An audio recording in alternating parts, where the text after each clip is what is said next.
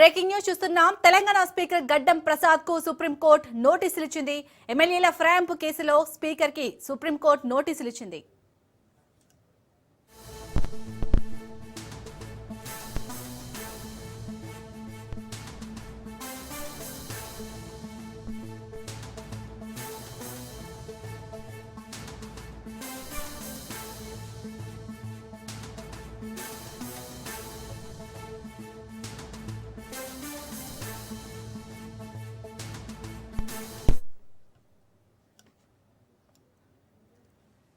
Telangana speaker గడ్డం ప్రసాద్ కి supreme court నోటీసులు ఇచ్చింది.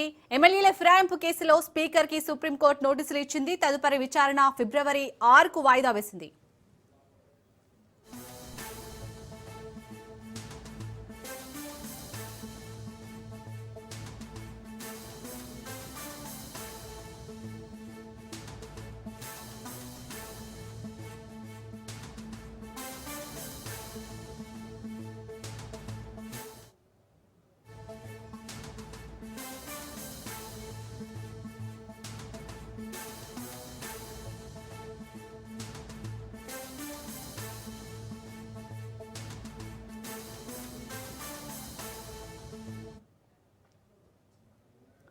తెలంగాణ స్పీకర్ గడ్డం ప్రసాద్ కి సుప్రీంకోర్టు నోటీసులు ఇచ్చింది. ఎమ్మెల్యేల ఫిరాయింపు కేసులో స్పీకర్ కి సుప్రీంకోర్టు నోటీసులు ఇచ్చింది. తదుపరి విచారణ ఫిబ్రవరి 6కు వాయిదా వేసింది సుప్రీంకోర్టు.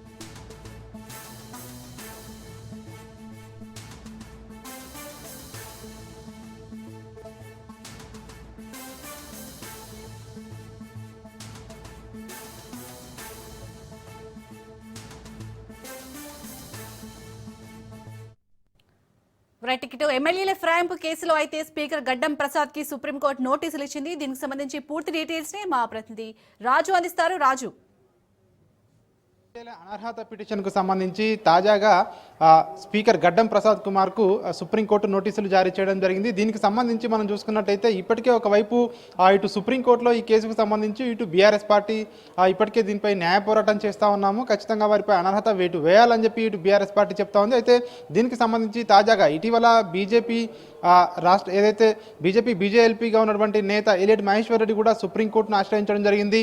ఈ ఎమ్మెల్యేలకు క్లీన్ చిట్ ఏ విధంగా ఇస్తారని చెప్పేసి కూడా ఆయన సుప్రీంకోర్టు తలుపు తట్టడం జరిగింది. ఖచ్చితంగా ఎమ్మెల్యేలపై అనర్హత వేటు వేయాలని చెప్పి కూడా Elliot Maheshwar Reddy BJP party తరఫున సుప్రీంకోర్టును ఆశ్రయించడంతో తాజాగా సుప్రీంకోర్టు స్పీకర్కు నోటీసులు జారీ చేయడం జరిగింది. ఆయన సుప్రీంకోర్టులో ప్రధానంగా ఏదైతే ఎమ్మెల్యే దానం నాగేందర్ ఉన్నారో దానం నాగేందర్ ఆయన బహిరంగంగానే తాను కాంగ్రెస్ ఎమ్మెల్యేను అని చెప్పుకుంటా ఉన్నాడు. అదేవిధంగా కాంగ్రెస్ పార్టీ బీఫామ్పై ఎంపీ ఎన్నికల్లో లోక్సభ ఎన్నికల్లో పోటీ చేశానని కూడా చెప్పుకుంటున్నారని చెప్పి కూడా ఎలియట్ మహేశ్వర్ రెడ్డి తన యొక్క ఏదైతే పిటిషన్ దాఖలు చేశారో దాంట్లో ఉటంకించడం జరిగింది. సో వీటికి సంబంధించి ఇటీవల మనం చూస్తూ ఉన్నాము పరిణామాలు. గతంలోనే 5 ఎమ్మెల్యేలకు స్పీకర్ క్లీన్ చీట్ ఇవ్వడం జరిగింది. విచారణ జరిపిన తర్వాత ఇటీవల మరో ఇద్దరు ఎమ్మెల్యేలు పోచారం శ్రీనివాసరెడ్డి అదేవిధంగా ఇతర ఇద్దరు ఎమ్మెల్యేలకు ఇవ్వడంతో ఆ ఎమ్మెల్యేల సంఖ్య 7 ఎమ్మెల్యేలకు క్లీన్ చీట్ ఇచ్చినట్టయింది. మిగతా 3 ఎమ్మెల్యేలకు సంబంధించి ఇంకా విచారణ చేసి దానికి సంబంధించి స్పీకర్ తీర్పు వెలువడాల్సి ఉంటుంది. దీనికి సంబంధించి ఇటీవల సుప్రీంకోర్టు కూడా కాస్త ఆగ్రహం వ్యక్తం చేసింది. దీనికి సంబంధించి స్పీకర్ ఇంకా ఎన్ని రోజులు నిర్ణయం పెండింగ్లో పెడతారు, ఈ దర్యాప్తు కూడా చేయండి అని చెప్పి 2 వారాల గడువు కూడా ఇస్తూ తాజాగా సుప్రీంకోర్టు ఈ విచారణను వాయిదా వేయడం జరిగింది. అయితే ఇక్కడ స్పీకర్ తరపున ప్రభుత్వం తరపున న్యాయవాదులు మినిమం ఈ విచారణ చేసి తీర్పు ఇవ్వడానికి 4 వారాల సమయమైనా పడుతుందని చెప్పి కోరడంతో మొదటగా 2 వారాల సమయం ఇస్తాము, మీరు ఏదైనా ప్రగతి చూపించండి విచారణలో, ఆ తర్వాత 4 వారాలకు ఎక్స్టెన్షన్ అనేది చూస్తామని చెప్పేసి సుప్రీంకోర్టు ఇప్పటికే తీర్పు వెలువడించడం జరిగింది. దీనికి సంబంధించి కేసును వాయిదా కూడా వేయడం జరిగింది. తాజాగా మనం దీన్ని చూసుకున్నట్టయితే ఈరోజు సుప్రీంకోర్టు బీజేపీ ఏదైతే పిటిషన్ దాఖలు చేయడం జరిగిందో ఆ పిటిషన్ను ఈ ప్రస్తుతం కొనసాగుతున్నటువంటి ఏదైతే కేసుకు జత చేయడం జరిగింది. అన్ని కేసులను అన్ని పిటిషన్లను కలిపి ఒకేసారి విచారిస్తారు. విచారిస్తామని చెప్పి కూడా సుప్రీంకోర్టు ఉటంకించడం జరిగింది. ఫిబ్రవరి 6వ తేదీకి ఈ కేసును అయితే వాయిదా వేయడం జరిగింది.